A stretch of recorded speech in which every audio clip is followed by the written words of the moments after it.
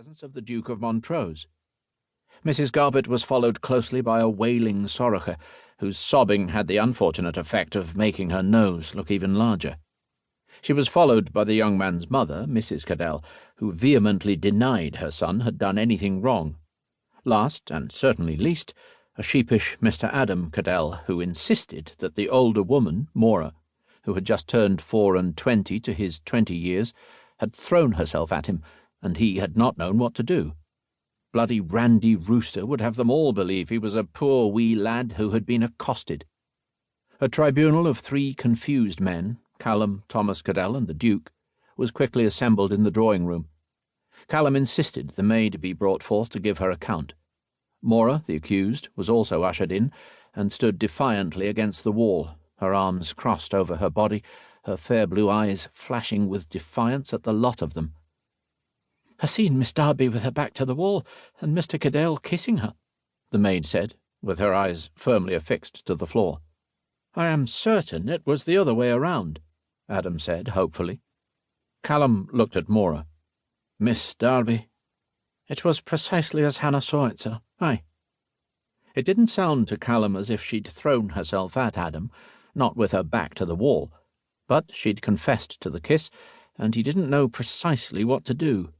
"Well, now," he said uncertainly, "you must promise you'll no do that again."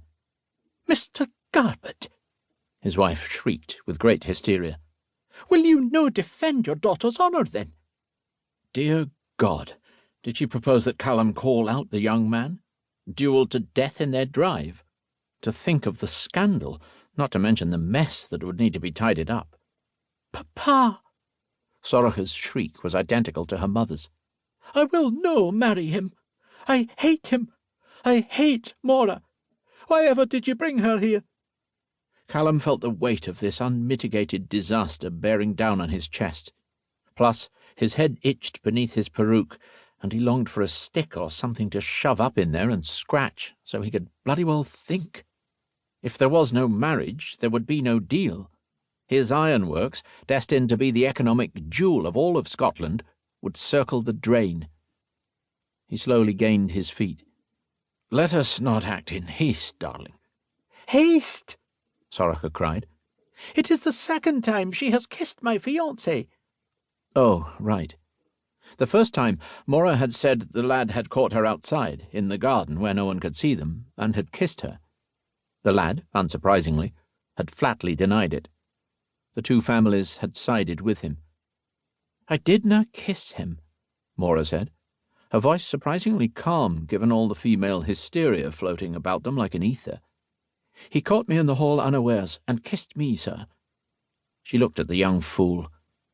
"Please tell the truth, Mr. Cadell." "How dare you!"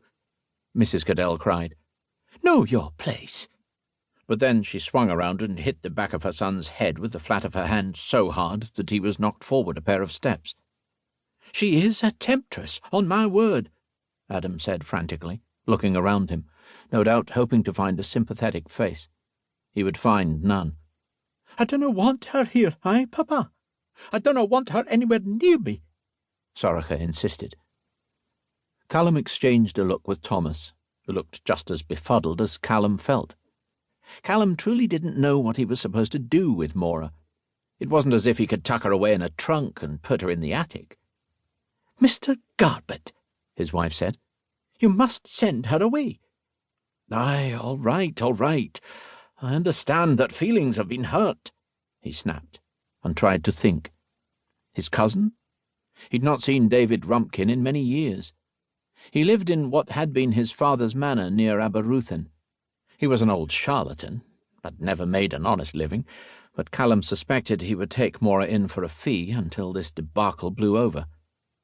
He glanced at Maura, who steadily returned his gaze, almost as if she was silently daring him to believe that wretched lad and send her away.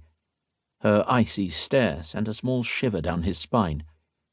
"I'll send her to my cousin for the time being, he said, his gaze on Maura. "In Aberruthin, a tidy manor house near a loch. Do you no like the sound of it, then, Maura?" She did not flinch. She did not say a word, but the injustice radiated off her, heating them all.